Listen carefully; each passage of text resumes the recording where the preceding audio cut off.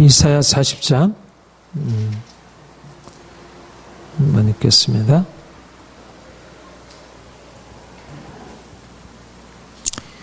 3절부터 5절까지.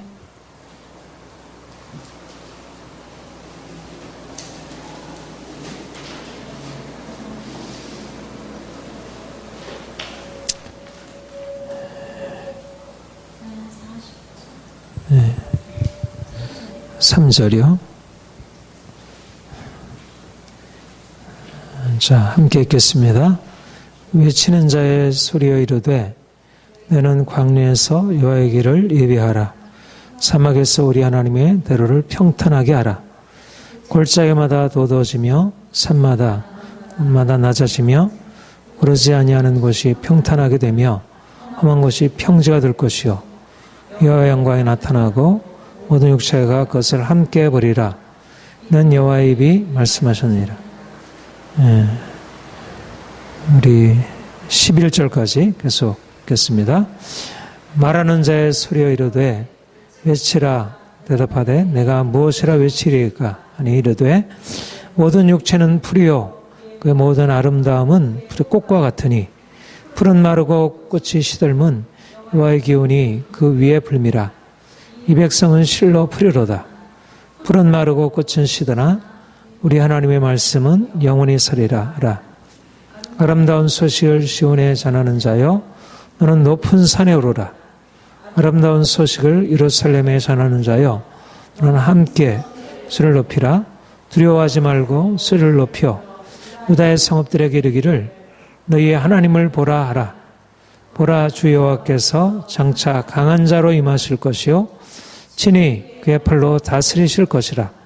보라, 상급이 그에게 있고 봉이 그의 앞에 있으며 그는 목자같이 양떼를 먹으시며 어린 양을 그 팔로 모아 우매 안으시며 젖먹이는 암컷들을 온순히 인도하시리로다. 아멘. 네. 오늘은 유명한 우리 이사야 40장 이하의 말씀을 중심으로 해서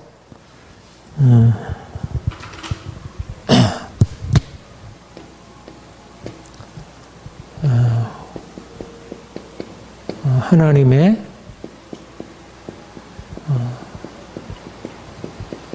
통치의 비전, 선지자가 된다는 것,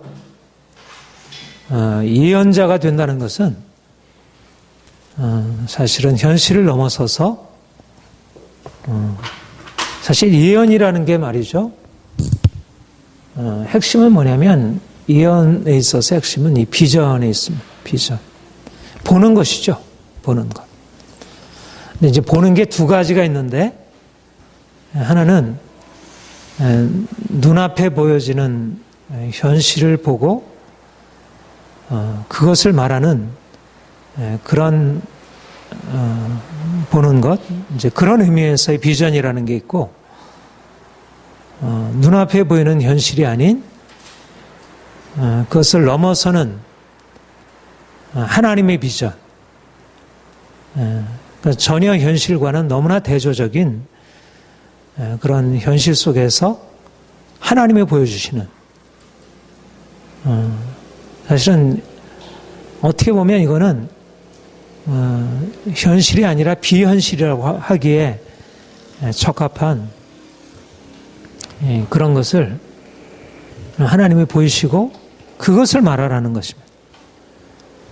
그러니까 참 예언자가 된다는 것, 이 선지자가 된다는 게 참 어려운 것은 사람들이 눈앞에 보이는 현실이 있는데 눈앞의 현실을 바라보고 사람들은 그것을 보고 아, 이게 좋다. 아, 이게 우리가 잘 된다. 그러니까 히스기야 때 그래도 유다가 아수르로부터 그 보호를 받았잖아요. 하나님이 보호하셨고 어떻든 그러니까 히스기야가 상당히 정치적인 능력이 또 있었던 것 같습니다. 그래서 사람들은 눈앞의 현실을 보고 아 좋다, 아 나쁘다, 뭐 안전하다, 위험하다, 나름대로 그렇게 평가하고 여기에 대해서 낙관적으로, 비관적으로, 긍정적으로, 부정적으로. 그런데 하나님이 선지자에게 보여주시는 것은 눈앞에 보이는 것이 아니라 보이지 않는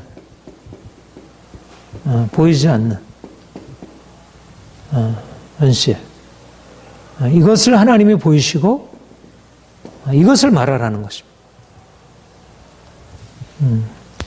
그러니까 이사야 같은 경우에는 상당히 그 왕실과 친했고 또 왕실로부터 인정을 받았던 그런 선지자였던 것 같아요. 우선 히스기야 때 활동했던다는 면에서 그러했고, 근데 이제 므낫세 때 활동했었던 것은 그 뒤로는 안 나와요. 그러니까는 이사야가 언제 죽었는지, 므낫세 때는 어떻게 하나님이 하셨는지 뭐 여기 기록이 없으니까 사실 이제 모르죠. 그러나 어떻든 이사야의 어떤 개인적인 예언들은 또 많이 안 나오고요. 그러니까 이사야는 비교적 당시의 그 현실적인 정치적인 상황과 이렇게 크게 부딪히진 않았던 것 같아요. 그런데 이사야처럼 이렇게 뭐 그런 왕실과 기존 정치 권력과 뭐 좀 비교적 가까운 관계를 유지하던 이제 그 다음에 등장했던 예레미야, 우리 새벽기도 때 보고 있는 그 예레미야는 요시야 때 잠깐 이제 하나님 편에 섰다가 사실 요시야 이후에 여호야김, 히스기야 이제 모든 왕들이 완전히 하나님께 이제 돌이키고 이제 멸망을 향해서 나아가니까 그 상황에서 선지자라고 하는 것은 아주 극단적으로 사실 시대의 이 상황과 또 정치 권력과 맞설 수밖에 없는, 그러니까 정치 권력은 눈앞에 보이는 현실을 가지고 반응하기 때문에 보이지 않는 현실을 가지고 얘기할 때 어떤 때는 뭐 그런 면에서 이제 그렇게 뭐 크게 또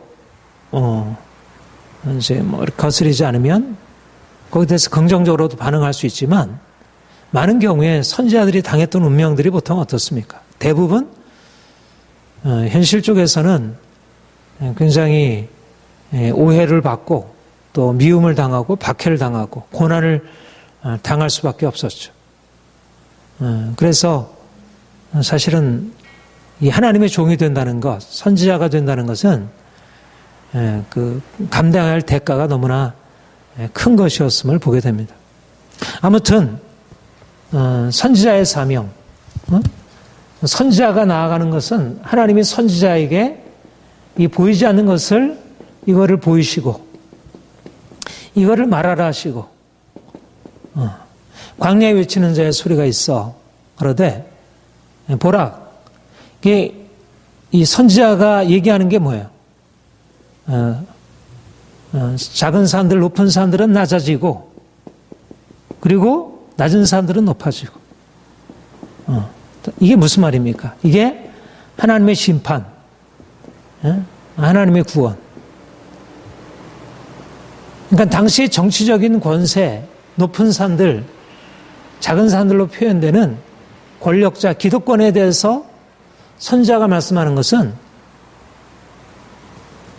사람들이 생각하는 것보다 현실들은 훨씬 안 좋고 심각한 문제 상황에 있고 하나님이 이것을 심판하셔서 이걸 깨뜨리시리라. 그러니까 하나님이 선지자들에게 말씀하시는 것은 보이지 않는 것을 말씀하시는데 보이지 않는 현실 하나님 편에서 보면 눈앞에 보이는 좋다 나쁘다 하는 게 평가가 다 잘못되었다는 거예요. 사람들이 야 이게 대단하다 싶은 것들은 하나님 편에서 이건 낮아져야 할 것들입니다. 이거는 깨뜨려져야 할 것들이에요. 오히려 현실 가운데서 이거는 정말 문제라고 생각하는 상황은 오히려 받아들여야 할 상황이에요. 그러니까 하나님의 생각과 사람들의 생각이 얼마나 다른지. 그러니까 우리가 사실 믿음으로 산다는 것은 하나님 말씀을 듣는 것이고 하나님이 보여주는 비전을 우리가 따라가는 것이고 하나님이 다스린다는 사실을 얘기하는 것입니다. 그런데 사실 우리가 하나님의 말씀을 듣고 거기에 반응하려면 눈앞에 보이는 현실, 좋다 나쁘다라고 생각하는 눈앞에 보이는 현실로부터 그러니까 일반적인 사람들이 여기에 반응하고 있죠. 여기에 반응하고 있어요. 근데 여기서부터 이리로 선자들에게 하나님께서 보이시고 선자들이 말씀하시는 이제 그것에 반응을 해야지. 그러니까 여기에 뭐가 나오냐면 여기 핵심이 뭐냐면 하나님이 통치하신다는 것입니다. 하나님이. 사람이 통치한. 지금은 눈앞에 보이는 현실은 누구예요? 사람이 통치하는 것은. 여로보암 2세가 통치하고 히스기야가 통치하고 우시야가 통치하고 또 아수르, 바벨론, 또 애굽, 열강이 통치하고 있고. 근데 그게 아니라는 것입니다. 얼마 전에 문창국 총리 후보가 우리나라는 하나님이 주권적으로 다스리고 있고 우리나라 사람들이 열심히 잘해서 노력해가지고 잘 될 수 있는 게 아니라 하나님이 우리나라를 축복하셔야 된다. 그 얘기했다가 완전히 몰매를 맞고 후퇴하게 됐는데 사실상 교회가 선포해야 할 내용이 그거를 얘기를 해야 합니다. 그 얘기. 피택 장로 이제 가 예수를 믿은 지 얼마 지금 돼가지고 막 피택 장로 당시 그 얘기를 했는데 사실은 교회가 이 세상을 향해서 하나님이 통치하신다. 그리고 하나님이 통치하시는 관점에서 보면 지금 이 세상은 다 잘못되어 있다. 여기서부터 벗어나야 된다. 그 얘기를 이제 교회가 앞장서서 얘기를 해야지. 근데 교회는 하나님이 통치하신다는 사실에 대해서 너무 제한적으로 알고 있고 또 하나님의 통치를 이쪽에서 보는 게 아니라 이쪽에서 보는 것입니다. 하나님이 통치하신다 그러면 사람들이 생각하는 것이 안 좋은 건 이건 안 되고 위험하고 이거 빨리 해결돼야 하고 좋은 건 이거 더 잘 되고 이런 쪽으로. 사실 문창국 총리 후보도 엄밀한 의미에서 하나님이 우리를 끌어가시는 그런 진정한 고난의 과정들을 그렇게 깊이 통찰하지는 못했죠. 그도 이제 보수주의라는 게 상당히 현실에 근거한 판단이니까. 그러니까 그분이 바라보는 게 현실에 대한 시각이 그렇게 영적이라는 것은 아니고 아무튼 하나님이 통치하신다는 사실만큼은 우리가 붙들어야 할 것입니다.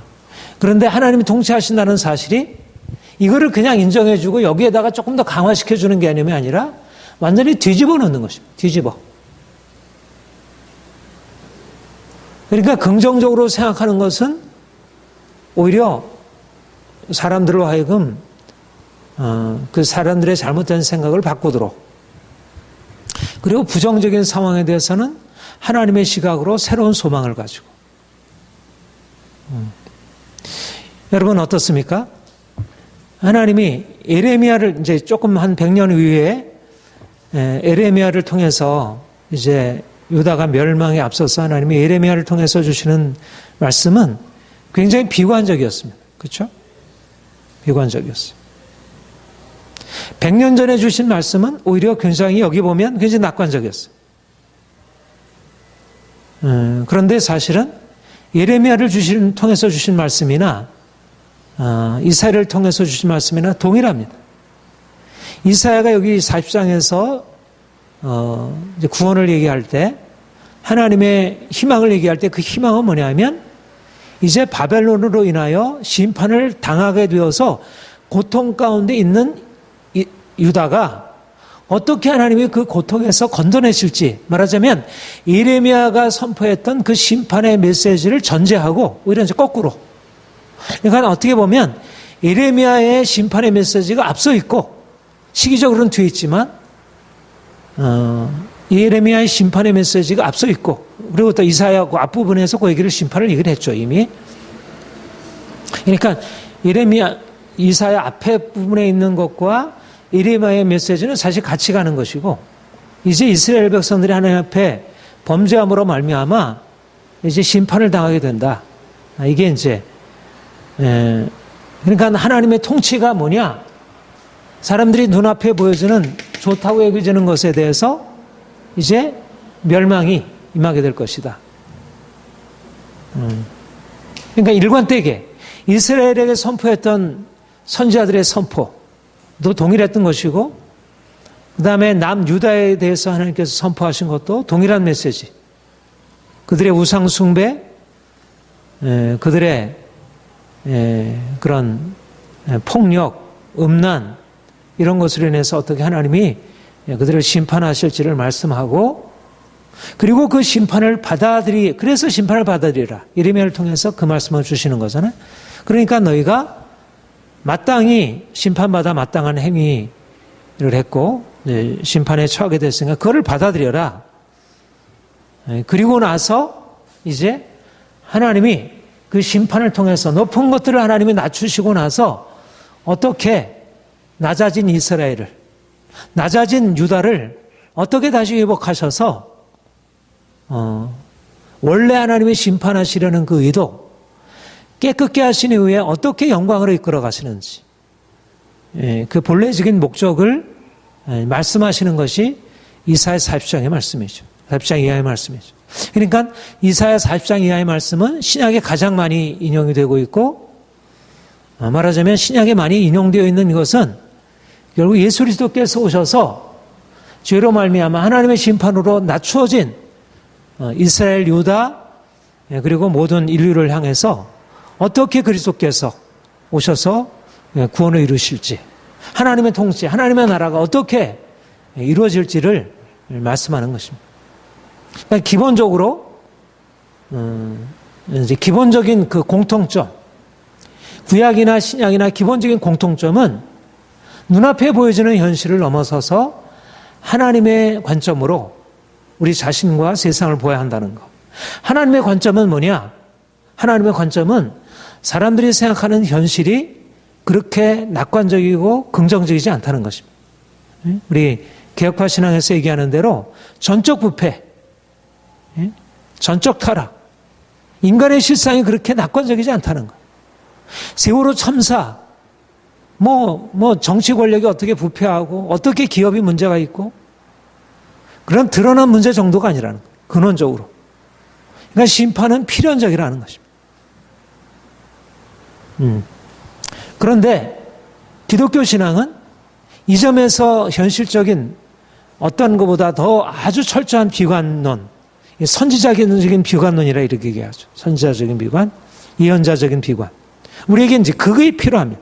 현실을 바라볼 때 우리는 아주 드러나게 범죄한 사람들만이 아니라 그 범죄한 그 문제, 그로 인해서 생긴 문제를 해결하겠다고 하는 그런 정치 권력이나 지도자들에게조차도 우리는 희망을 둘 수 없는 것입니다. 사실상. 우리가 그런 걸 요구하고 또 그런 면에서 이러저러한 우리의 어떤 책임을 해야 되지만, 그러나 현실적으로 사람의 마음이라는 게 이미 부패해서 문제를 문제로 제대로 인식하고 그것을 해결할 수 있다는 것은 불가능한 일이고, 언제 그런 문제가 제대로 인식이 되고 해결될 수 있는가?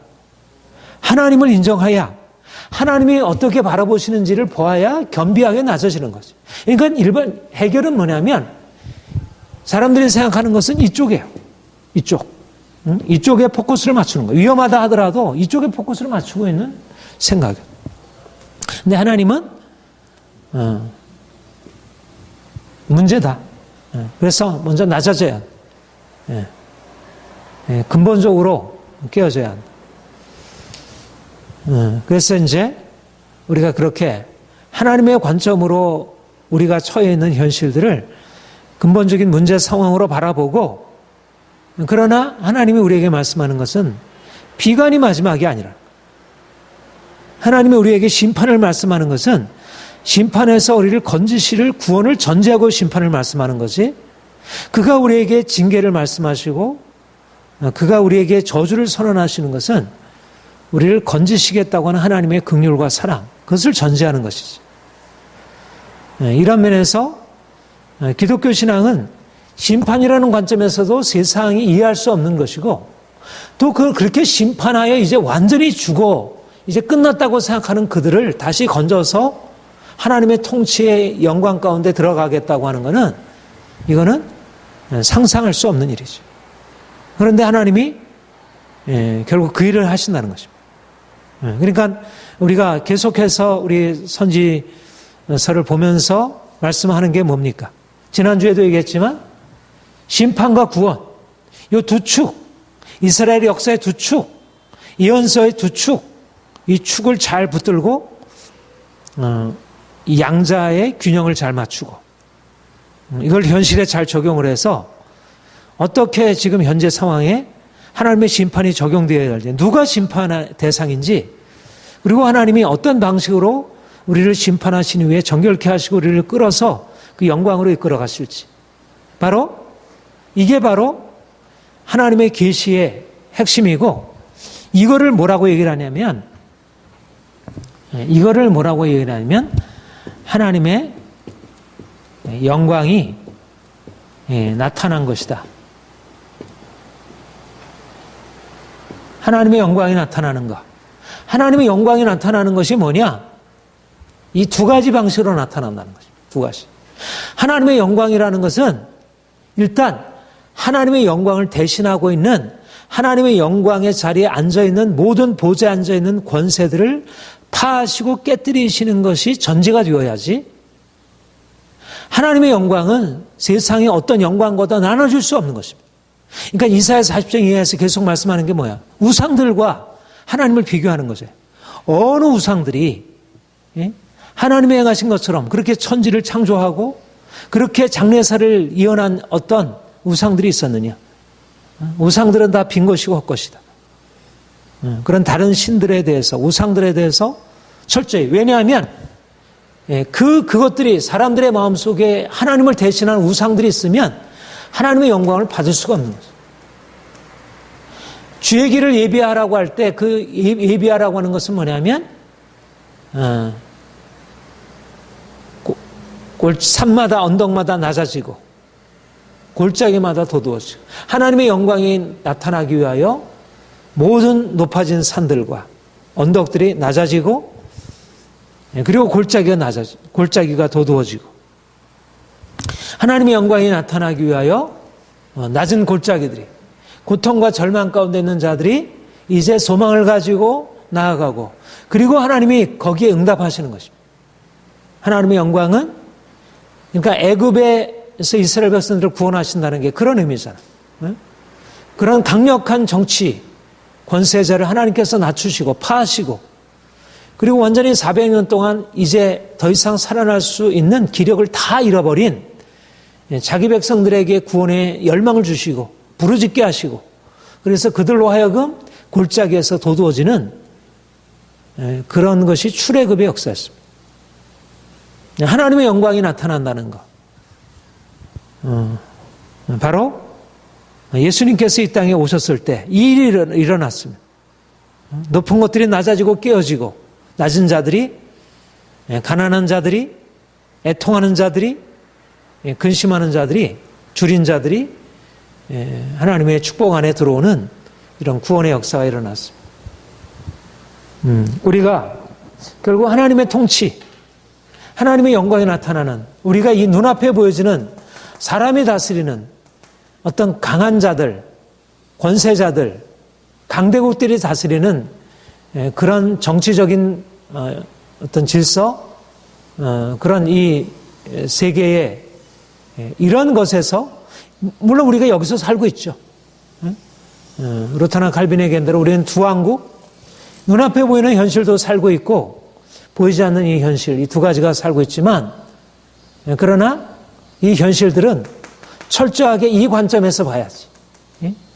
우리가 보는 것은 보이는 것이 아니요, 우리가 돌아보는 것은 보이는 것이 아니요 보이지 않는 것이니, 보이는 것은 잠깐이요 보이지 않는 것은 영원합니다.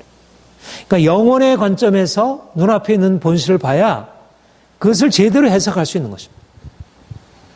그러니까 선지자라고 하는 것은 과거 역사를 하나님의 관점에서 해석을 하고 지금 오늘의 현실을 하나님의 관점에서 진단을 하고 그리고 앞으로 어떻게 되어질지 미래의 역사를 하나님의 관점에서 제시하고 이게 선지자가 하는 일이고 하나님이 그러니까 오늘날 우리에게도 이제 이러한 선지자의 이런 눈 이런 것을 소유하도록 제가 요즘에 이제 어떤 교회의 영역을 넘어서서 오늘날 이 사회, 국가, 어떤 정치적인 현실들을 믿음의 관점으로 바라보는 것을 하나님이 더 분명하게 많이 열어주시는데, 그러니까 우리가 단지 하나님을 알게 되면서 하나님의 영광을 경험한다는 것이 단지 우리의 내적인 상태, 또 우리의 가족, 우리의 주변, 가까운 우리의 개인적인 관계들, 그런 사적인 영역을 넘어서서 하나님이 통치하신다는 것이 온 열방, 우리의 모든 정치적인 현실까지 다 포함하는, 그러니까 구약의 이 선지자들의 어떤 선지자들을 통해서 하나님이 주신 그런 관점이 오늘날에도 너무 중요하다는 생각을 하게 되고요. 하나님이 오늘날 우리 교회로 하여금 그러한 것을 얻도록 말씀하시는 것 같아요. 저는 이번 문창국 전 총리 후보 그 사건이 일어나고 세월호도 그렇고요.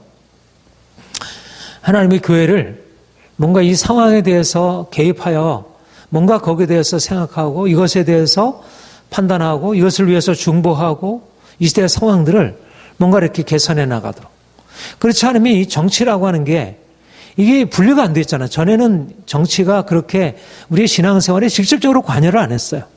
상당히 교회가 독립성을 유지할 수 있었는데 이제는 그야말로 정치 권력이 교회를 이러저러한 면에서 좌우할 수 있는 굉장히 직접적으로 교회가 타격을 받고 신앙의 자유가 위협을 받는 시대.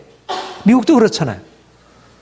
미국도 지금 공개적으로 기도할 수 없는 상황이 되고 그다음에 동성애에 대해서 반대할 수 없는 상황이 되고 우리나라도 법적으로 이런 어떤 불법적인 것이 비도덕적인 것이 법적으로 이게 우리 현실적인 문제만이 아니라 이 법이라는 게 우리의 신앙적이 직접적으로 신앙에 타격을 주는 말하자면 옛날에 신사참배를 정치 권력이 강요하듯이 오늘날 신앙 양심에 위배되는 것을 정치 권력이 강요할 수 있는 이런 시대로 지금 접어들고 있는 것입니다. 그러니까 지금은 정교 분리의 개념이 우리는 신앙에 집중을 해야지 정치는 정치가 하는 일에 이런 의미로서 정교 분리를 원래 정교 분리는 그런 개념이 아니었어요. 원래는. 그런데 사람들이 이제 그렇게 알고 있었는데 근데 그런 개념으로 할 수 없다는 거죠. 정교 분리의 진정한 의미는 뭐냐면 정치가 종교에 잘못된 관여를 해서는 안 된다는 게 정교 분리의 본래적인 취지입니다. 근데 지금 그런 식으로 나아가고 있고 그러니까 정교 분리를 제대로 하려면 뭐를 해야 되냐면 하나님의 관점으로 세상을 진단할 수 있어야 돼요. 그리고 정치가 잘못하는 일을 명확하게 직시할 수 있어요. 그런데 이번 문창국 총리 후보 사건에서 보듯이 교회가 이 상황들을 제대로 해석하지 못하고 그냥 정치적인 판단에 휘둘리게 되고 그래서 완전히 교회는 더 타격을 받게 되는 그러니까 앞으로 점점 모든 어떤 정치적인 그래서 어떤 법이 제정이 되고 이러면 그게 속수무책인 거죠. 그냥 거기에 따라서 따라갈 수 있는 것밖에 없는 거지. 그래서 무엇보다도 우리가 이제 깨어서 하나님이 이스라엘과 유다를 통치하신다고 하는 그 통치 비전이 무엇인지 결국 선지자가 그것을 대언하고 백성들이 그것을 받아서 상황을 이해하고 상황에 대해서 믿음으로 바라보듯이 오늘도 우리 그리스도인들에게 필요한 것은 이제 지금 하나님이 이 상황을 어떻게 바라보실까? 우리 한국의 상황을 어떻게 바라보실까? 우리 말하자면 북한과의 관련은 어떻게 바라보실까? 일본이나 중국이나 미국과의 관련은 어떻게 바라보실까? 세월호나 이런 일에 대해서 우리가 어떻게 첫 신화를 하실까?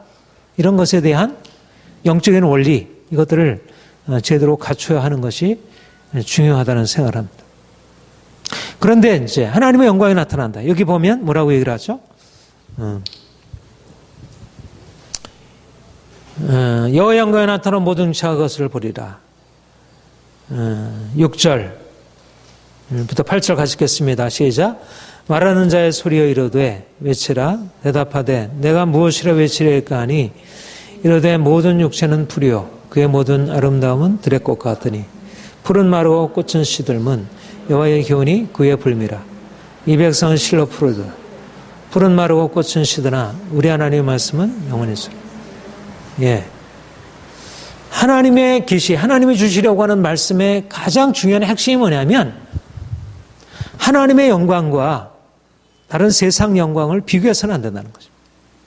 그거를 구분해야 된다는 거죠. 하나님의 영광에 나타나는 중요한 목적은 현실을 해결하기 위해서이기보다 우선은 물론 현실을 해결하기 위해서 들어오시죠.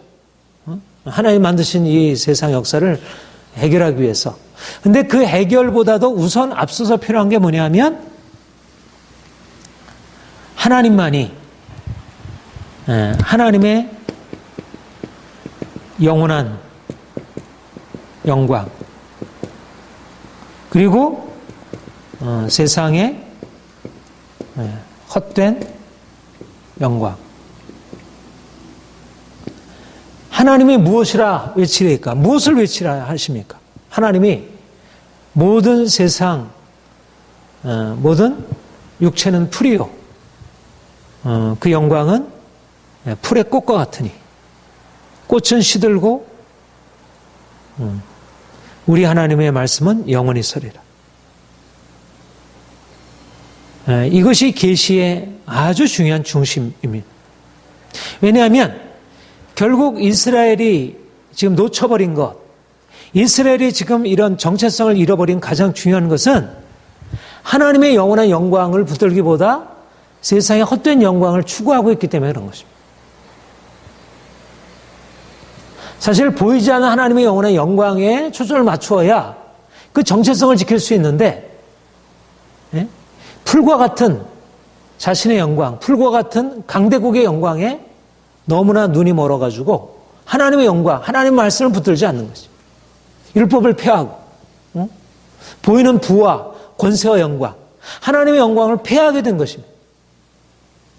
이게 당시 상황에 있어서 근본적인 문제고 그래서 하나님이 보라 여호와의 영광이 나타나리라. 예수님께서 이 말씀을 가지고 성취하고 들어오셨잖아요. 근데 예수님이 오셔서 이루시려고 하는 게 뭔가 모든 육체는 풀이요 그 영광이 풀의 꽃과 같으니 푸른 마르고 꽃은 시드나 우리 하나님의 말씀은 영원히 서리라. 모든 세상 영광은 다 낮춰져야 한다는 거죠. 그것은 풀의 꽃이라고 하는 사실이 드러나야 한다는 거죠. 그래야 하나님의 영원한 영광이 제대로 나타나고 그래야 하나님의 영광에 함께 참여하게 될 이스라엘이 그 영광 가운데 들어간다는 거죠. 이스라엘의 영광은 어디에서 비롯되는 것인가? 바로 이스라엘이 이제까지 이 세상 영광에 눈이 멀어서 이쪽으로 갔는데 이제 다시 하나님의 영광으로 다시 돌아와야지. 그렇잖아요. 이스라엘의 영광, 이스라엘의 정체성 출발점은 뭐냐면 하나님의 영원한 영광이 그들을 끌어낸 것입니다. 그게 아니었다면 이스라엘이 어떻게 애굽의 강력한 권세에서 나올 수 있었겠어요? 애굽의 강력한 권세를 깨뜨릴 수 있는 것은 하나님의 영광뿐이었습니다. 그 심판의 위엄을 가지고 나타나서 하나님의 영광이 그들을 거기서 건져낼 수 있었어요. 그렇다면 이스라엘이 이제 열국의 위협 가운데 처해 있었을 때 그들에게 필요했던 건 뭐냐면 하나님이 영원하신 분이고 모든 육체는 풀과 같다는 것. 그리고 하나님의 기운이 그 위에 불면 모든 풀은 다 시든다는 것. 근데 그 풀들이 뭐냐면 그게 바벨론이고 그게 아수르이고 그게 애굽이라는 것입니다. 근데 사람들은 하나님의 영광은 안 보이고 마치 세상의 강자들이 마치 하나님의 영광이 되는 것이냐 그 앞에 절하고 그들이 섬기는 그 신들 앞에 절하고 하나님의 영광을 잃어버리게 된 것입니다. 푸른 마르고 꽃은 시드나 우리의 하나님 말씀은 영원히 서리라. 하나님 외에는 없다. 모든 신들은 다 거짓이고 모든 우상들은 깨어져야 하고 하나님만이 홀로 높임을 받으셔야 한다.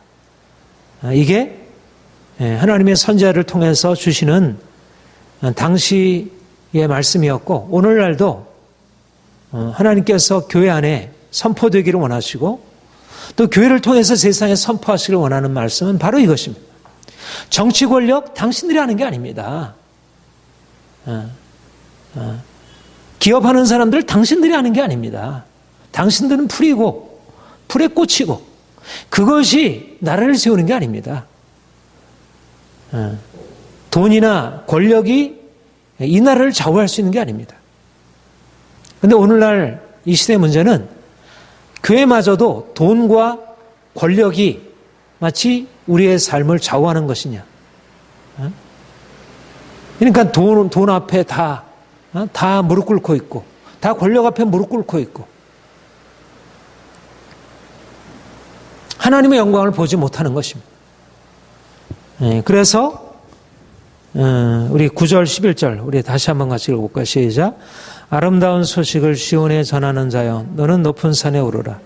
아름다운 소식을 예루살렘에 전하는 자여 너는 힘써 소리를 높이라.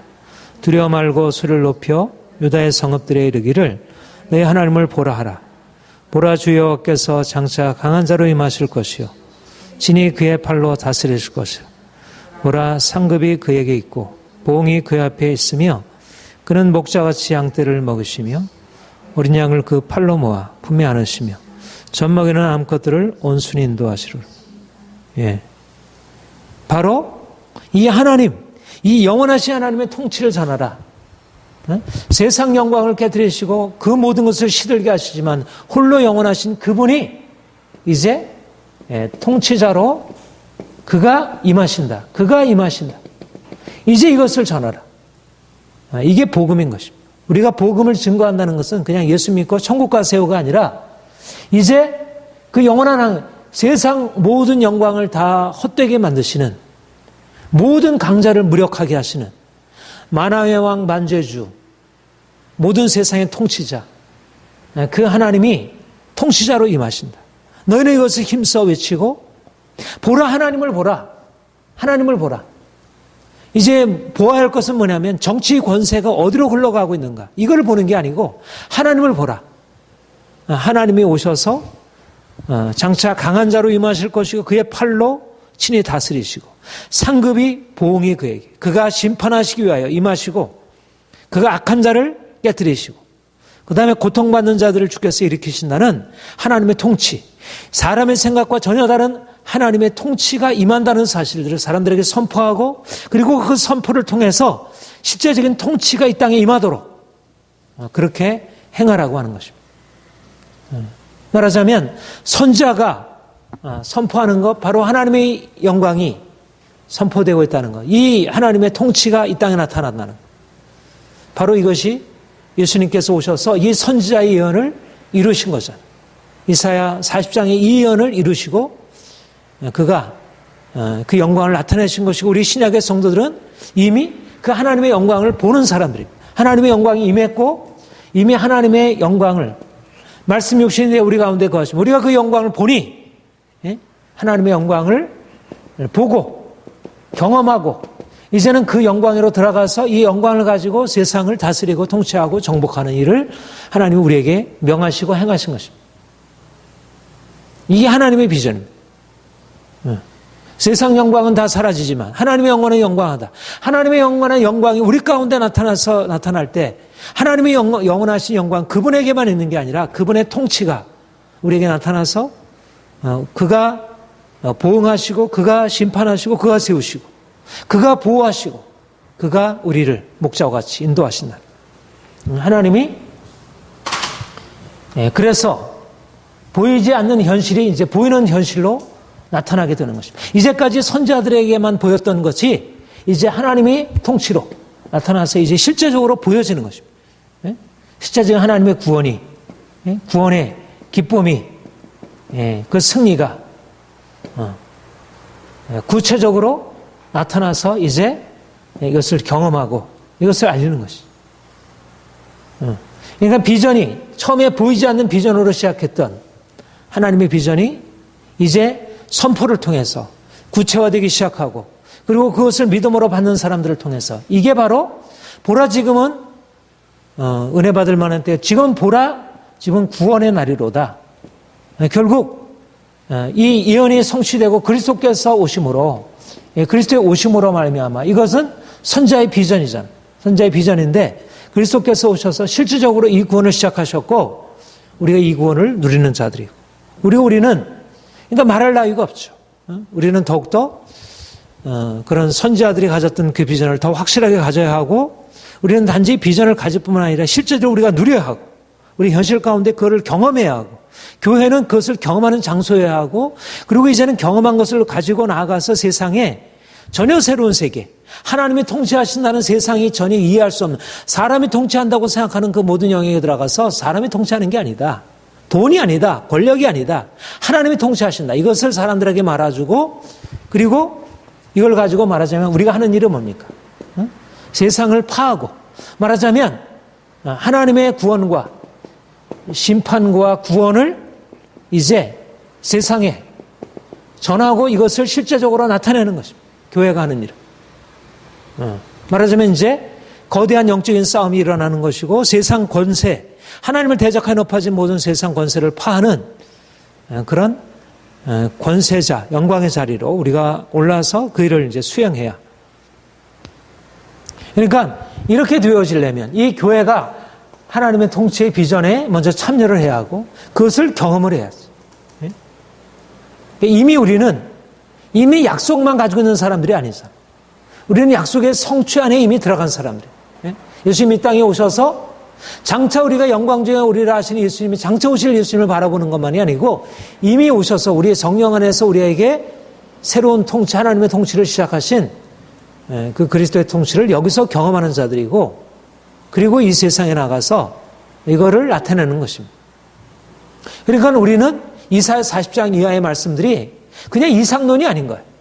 우리는 그 이상이 어떻게 되었어요? 우리 안에 이미 현실화되어 있는 거예요. 성령께서 우리 안에 계시다는 것은 이 40장 이하의 이 비전을 구체적으로, 이 새 언약의 비전이잖아요. 이게 바벨론 이후에 일어날, 바벨론 포로 이후에 일어날 것들을 저 멀리 100년, 200년 이후에 일어날 일들을 이사야가 하나님이 주시는 그런 성령 안에서의 감동을 통해서 미리 기록하고 있는 것입니다. 아니 200년 이후에 일어날 일이 아니라 몇백 년 이후에 일어날 그런 일들을 700~800년 이후에 일어날, 예수님이 오셔서 일어날 일들을 미리 바라본 것이고, 그리고 우리는 그 구원에 이미 참여해서 이것의 성취를 경험한 사람들이에요. 그런 의미에서 우리가 구약을 바라볼 때 구약의 예언이 다 성취가 다 된 건 아니지만, 그러나 적어도 그 예언의 말씀이 예수 그리스도 안에서 성취가 시작이 되었다는 의미의 관점에서 이제 볼 필요가 있고, 아무튼 우리가 이런 관점에서 오늘날 이 시대를 향해서 우리가 들어가야 하리라, 그렇게 보여집니다. 우리 45장을 한번 보겠습니다.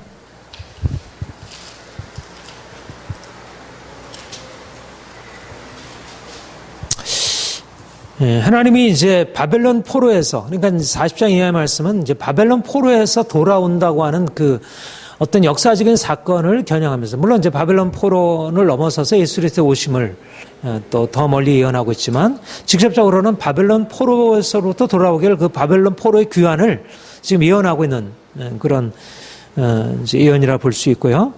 그래서 이제 45장에 하나님이 그 바사왕 이제 고레스를 하나님이 통해서 이제 구원하실 것을 말씀하셔요.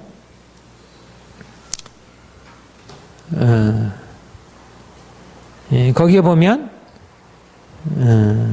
그 7절을 한번 같이 해볼까요? 시작. 나는 빛도 짓고 어둠도 창조하며 나는 평안도 짓고 환란도 창조하나니 나는 여호와라. 이 모든 일을 행하는 자는 하노라. 그러니까 하나님이 아수르와 바벨론을 통해서 이스라엘과 유다를 심판하시는 것, 또 바사왕 고레스를 세워서 심판에서부터 돌아오게 하시는 것, 그 모든 것들이 누가 하는 일인가? 바로 내가 하는 일이라. 빛도 짓고 어둠도 창조하고 평안도 짓고 환란도 창조하고. 그래서 9절 같이 읽겠습니다. 시작. 질그릇 조각줄 한 조각 같은 자가 자기를 지으신 이와 더불어 다투시는데 화해를 친다. 진흙이 토기장에게 너는 무엇을 만드느냐? 너는 내가 만든 것이 그는 손이 없다 말할 수 있겠느냐? 그러니까 우리가 바로 이 하나님의 주권, 그러니까 우리가 역사를 이해하는 가장 핵심적인 것은 뭐냐면 하나님의 절대 주권. 하나님이 그가 친히 자기의 영광을 위하여 때때로 혼돈케도 하시고 또 때때로 혼돈에서 질서를 나타내시기도 하시고 어둡게도 하시고 빛도 주시고 그가 친히 행하신다는 이 하나님의 절대적인 주권을 인정하는 것. 15절부터 17절 같이 읽겠습니다. 시작. 구원자 이스라엘의 하나님이여 진실로 주는 스스로 숨어 계신 하나님이시니이다. 우상을 만드는 자는 부끄러움을 당하며 욕을 받아 다 함께 수욕 중에 들어갈 것이로되 이스라엘은 여호와께 구원을 받아 영원한 구원을 얻으리니 너희가 영원히 부끄러움을 당하거나 욕을 받지 아니하리라. 그러니까 하나님이 사실상 이스라엘 백성들에게 지금 이 하나님의 영광의 영원한 통치를 얘기할 때 근데 현실 상황이 어떻습니까? 현실 상황은 뭐 영적으로나 정치적으로나 뭐 문하세 왕의 상황도 보면 얼마나 그들이 정말 극도로 이제 오늘 본문이 열왕기하 21장 1절부터 18절을 이제 포함하고 있는데 거기 보면 그 아버지 히스기야의 신앙을 떠나서 그가 폐했던 모든 산당들을 다시 세우고 온갖 우상들 그리고 아합이 했던 것 같이 그런 어떤 악한 일들을 이제 저지르고 뭐 아들들을 불사르고 그리고 온갖 폭력과 이런 악한 일을 행하고 그러니까 영적으로 정치적으로 너무나 이렇게 그리고 이제 주변 강대국들은 너무 이렇게 이제 이스라엘에 그러니까 지금 이사야가 예언하는 상황은 전혀 낙관적인 상황이 아닙니다. 영적인 면에서나 정치적인 상황에서 전혀 낙관적이라 할 수 없는 상황이에요. 그러니까 이 상황을 하나님의 영원한 영광의 관점에서 바라보고 하나님이 통치하신다는 이 아름다운 소식을 마음에 붙들고 있으려면 말하자면 하나님의 절대 주권, 하나님이 통치하신다는 이 절대 주권 말하자면 그가 빛도 창조하시고 그가 어둠도 창조하시고 그가 평안도 창조하시고 그가 환란도 창조하신다는 그분의 주권. 우리로서는 질그릇된 우리로서는 그 토기장이신 그분이 우리 가운데 우리가 이곳에서 질그릇으로 경험하는 토기장이신 그분 그 다음에 질그릇인 우리 그런데 질그릇의 관점에서 이 하나님의 주권적인 행위는 어떤 거냐면 숨겨져 있는 것입니다. 숨겨진 것. 하나님은 숨어 계신 하나님이십니다. 루터가 십자가 신학을 얘기하면서 이 말씀을 아주 중요하게 취급을 했는데 말하자면 하나님이 이끌어 가시는 오늘날의 현실, 특별히 어두운 현실의 역사 가운데서 하나님이 이끌어 가시는 것은 아까도 계시의 말씀에 대해서 얘기했지만 하나님의 생각과 사람의 생각, 전체적인 현실과 하나님이 현실을 이끌어 가시려고 하는 것이 너무나 이게 다르기 때문에 사람들이 이해를 못한다는 것입니다. 그래서 우리는 하나님이 우리의 현실, 그런데 우리에게 더 드러나는 건 뭐예요? 하나님이 우리에게 빛도 주시고 평안도 창조하신다는 이 사실보다 현실 가운데 하나님의 주권적으로 왜 하나님의 주권적으로 이끌어 가시는 것을 보지 못하냐면 현실이 어둡고 환란 가운데 있고 질그릇이 깨어지고 있고 이런 상황을 어떻게 하나님의 주권과 연결시킬 수 있을까? 그래서 우리 편에서 보면 하나님의 절대적인 주권을 이해하기 어렵고 또 하나님의 절대 주권을 이해하기 어려우니까 하나님이 통치하셔서 우리 상황을 낫게 하시려고 하는 것을 받아들이기가 너무 어려운 것입니다. 그런데 여기에 중요한 것은 뭐냐면 하나님이 숨어 계시고 하나님이 그럼에도 불구하고 그분의 주권을 이루어 가신다는 것. 그러니까 강대국이 아니라 강대국들은 하나님 앞에 하나의 빈 것 같이 강대국이 주가 아니고 하나님이 주권자시라. 그분이 토기장이시지 모든 것들은 다 그분의 손에 달려있고 질그릇을 깨뜨릴 때 몽둥이로 사용하지만 그러나 그 몽둥이가 질그릇을 만들 수 있는 것도 아니고 세울 수 있는 그분이 몽둥이를 들었다는 사실이 두려운 것이지.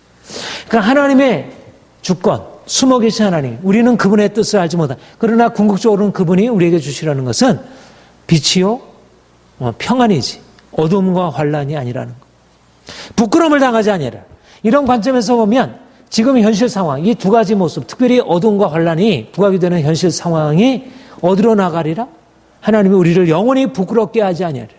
우리의 모든 수치를 벗기시고 우리를 영광으로 이끌어 가신 하나님, 하나님의 구원의 역사, 그야말로 하나님의 주권이 하나님의 영광이 나타난다는 게 뭐냐? 우리 현실 상황의 이 어둠, 하나님이 숨어 계시고 하나님이 일하시지 않는 것 같아 보이는 이런 상황을 어떻게 하나님이 바꿔 가실지. 그러니까 우리는 지금 당장의 현실 가운데에서 벌어지는 모든 어두운 것, 이게 도무지 해결이 보여지지 않는 모든 상황에서 우리가 거기에 좌우되지 않고 숨어 계신 하나님, 그러나 그냥 전혀 이해할 수 없는 하나님이 아니고 하나님이 궁극적으로 우리에게 분명하게 계시하시고 말씀하신 대로 하나님은 우리를 평안으로 영광으로 이끌어 가신다는 것을 우리가 믿음으로 우리 받아들이는 것입니다. 우리 51장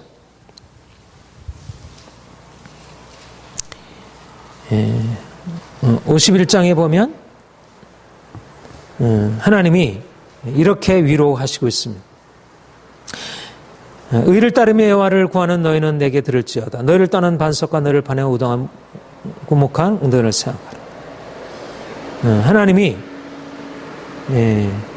이제 아브라함에게 복을 주어 창성케 하셨는데, 자 3절 같이 읽어볼까요? 시작. 나 여호와가 시온의 모든 황폐한 곳들을 위로하여 그 사막을 에덴 같고 그 광야를 여호와의 동산 같게 하였나니 그 가운데 기뻐함과 즐거움과 감사함과 청하는 소리가 있으리라. 하나님이 시온의 황폐한 곳을 위로하여 이제 광야를 여호와의 동산같이 하니 이제 즐거움과 감사함과 청하는 소리가 있으리라. 자 4절부터 8절까지 우리 11절까지 우리 같이 읽겠습니다. 시작. 내 백성이여 내게 주의하라. 내 나라여 내게 귀를 기울이라. 이는 율법이 내게서부터 나을 것임이라. 내가 내 공의를 만민의 빛으로 세우리라. 내 공의가 가깝고 내 구원이 나갔은즉 내 팔이 만민을 심판하리니 섬들이 나를 앙망하여 내 팔에 의지하리라. 너는 하늘로 눈을 들며 그 아래 땅을 살피라. 하늘이 연기같이 사라지고 땅이 옷과 같이 헤어지며 거기 사는 자들이 하루살이같이 죽으려니와 나의 구원은 영원히 있고 나의 공의는 펴하지 아니라. 자 잠깐만요. 여기 보면 하나님 그분의 영광을 나타냈을 때 나의 공의를 만민의 빛으로 세우리라. 그러면서 6절에 너희가 하늘과 땅을 살펴보라. 어떻게 되리라? 하늘과 땅이 어떻게 되리라? 하늘이 연기같이 사라지고 땅이 옷같이 헤어지며. 무엇에 관한 말씀입니까? 이 영원한 종말에 관한 말씀입니다. 말하자면 아까 말씀한 대로 모든 육체는 풀이여 그 영광이 풀의 꽃과 같으니 모든 것들은 다 사라지게 된다는 거예요. 궁극적으로 하나님의 영광이 나타나므로 모든 것들은 폐해지게 되리라. 그러나 무엇은 폐하지 아니하리라? 나의 구원은 영원히 있고 나의 공의는 폐어지지 아니하리라. 이게 위로인 것입니다. 중요한 건 뭐냐면 하늘도 사라지고 땅도 사라지라는, 정치 권세도 사라지고 모든 세상에 잘 되는 것 다 무너지게 되리라. 하나님이 그것을 회복하셔서 이 세상에 뭔가 새로운 세계를 이뤄가리라. 그렇게 말씀하지 아니하시고 궁극적으로는 이 세상이 심판을 받아서 사라지게 되리라. 바로 베드로 후서 3장에서 이것을 인용하고 있죠. 그런데 나의 구원은 영원히 있고 나의 공의는 폐하지 않아. 그러니까 우리가 바라보는 것은 보이는 헛된 세상의 영광, 거기에 우리의 시선을 두고 그것을 붙들게 되면 영원한 하나님의 통치, 토기장이 이 질그릇에 초점을 맞추고 보게 되면 현실은 너무나 뒤죽박죽이고 너무 혼란스럽고 해결할 수 없어 보입니다. 그러나 하나님의 영원한 통치의 관점에서 보면 궁극적으로 영원한 영광은 계속되는 것입니다. 아무리 심판이 있어도 아무리 환란이 있어도 그 환란은 결국 하나님의 영원한 영광을 위해서이지 그것은 결코 이 세상을 그냥 폐기시키는 것이 아니라는 것. 그 다음에 10절부터 11절 같이 읽겠습니다. 8절, 7절부터 시작. 의를 아는 자들아 마음에 내 율법에 있는 백성들아 너는 내게 듣고 그들의 비방을 두려워하지 말라. 그들의 비방에 놀라지 말라. 옷같이 좀이 그들을 먹을 것이며 양털같이 좀벌레가 그들을 먹을 것이나 나의 공의는 영원히 있겠고 나의 구원은 세세 미치리라. 이와의 팔이여 깨소서 깨소서 능력을 베푸소서. 옛날 옛시대에 깨신 것 같이 하소서. 라합을 점이시고 용을 찌르시니가 어찌 주가 아니시고 바다를 넓고 깊은 물을 만들시고 깊은 바다 속에 길을 내어 구속받은 자들을 건너게 하시니가 어찌 주가 아니시나이까. 여호와께 구속함을 받은 자들이 돌아와 노래하며 시온으로 돌아오니 영원한 기쁨이 그들의 머리 위에 있고 슬픔과 탄식이 달아나네. 누구에게 주시는 말씀이죠? 의를 아는 자들, 마음에 내 율법이 있는 자들. 그들을 향해서 주님이 주시는 말씀은 세상을 두려워하지 말아라. 그들의 비방을 두려워하지 말고 하나님이 그들을 어떻게 다 폐하시고 영원한 영광과 공의와 구원을 나타내실지. 하나님이 애굽에서 이스라엘 백성들을 건져내신 것 같이 이제 바벨론에서 이스라엘을 건지소서. 그들에게 돌아와 영원한 기쁨과 영광으로 하나님께 연락을 드려야 될지. 이 하나님의 구원의 비전. 애굽에서 건져내신 그 하나님이 이제 바벨론에서 건져내셔서 그들의 수치를 벗기시고 영원한 영광을 이끌어 가실 하나님의 구원의 비전을 얘기하고 있습니다. 하나님이 통치하신다는 것은 바로 그들을 고통에서 건지시니 구원의 비전을 전제하고 그리고 그 구원받은 자들이 이제 하나님의 영광 가운데서 기쁨과 영광으로 하나님을 예배하고 또 세상을 다스리게 될 것을 말씀하십니다. 이제 그 이후에 보면 이제 여호와의 종, 고난받는 여호와의 종에 대해서 얘기하고 하나님께서 어떻게 고난받는 그 종을 통해서 진노 아래 있는 자들에게 긍휼을 베풀어 주실지 말씀하는 것을 보게 됩니다. 오늘 본문이 54장까지인데 우리가 중요한 것만 우리가 하고 이제 다음 주에는 이제 55장부터 이제 마지막까지 하게 될 것 같습니다. 아무튼 오늘 우리가 이사야를 통해서 하나님이 어떻게 영광 가운데 나타나셔서 지금 현실 상황은 우선 심판도 아직 임하기 전이었고 뭐 구원은 더 이상 생각할 수도 없는 이제 그런 먼 미래의 상황을 하나님이 이사야를 통해서 말씀하시면서 이제 하나님의 심판을 넘어서서 어떻게 영광이 나타나서 바벨론에서 건지시고 또 바벨론에서 이제 돌아와 이제 구속받은 자들이 어떻게 하나님의 통치 아래에서 영원한 기쁨을 누리고 살아갈지 말씀하는 것을 우리가 보게 되었는데 우리가 계속되는 선지자들을 읽으면서 우리가 선지자들에게 하나님이 허락하신 이 영적인 비전, 현실을 바라보는 이 영적인 비전을 우리가 가지고 현실을 살 때 눈앞에 보이는 것에 반응하고 행하는 것이 아니라 하나님이 이 세상을 통치하시는 하나님의 주권이 이 땅에 실현되는 그 과정을 우리가 지켜보고 하나님이 정말 신실하시구나. 하나님이 정말 능하시구나. 그리고 하나님께 우리가 의지하면 반드시 여기서 승리할 수 있겠구나.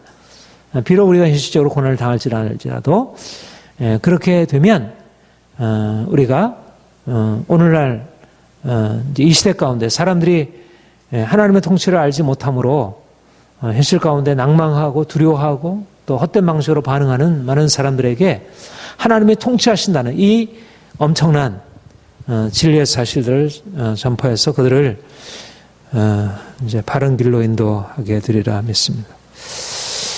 함께 기도하겠습니다.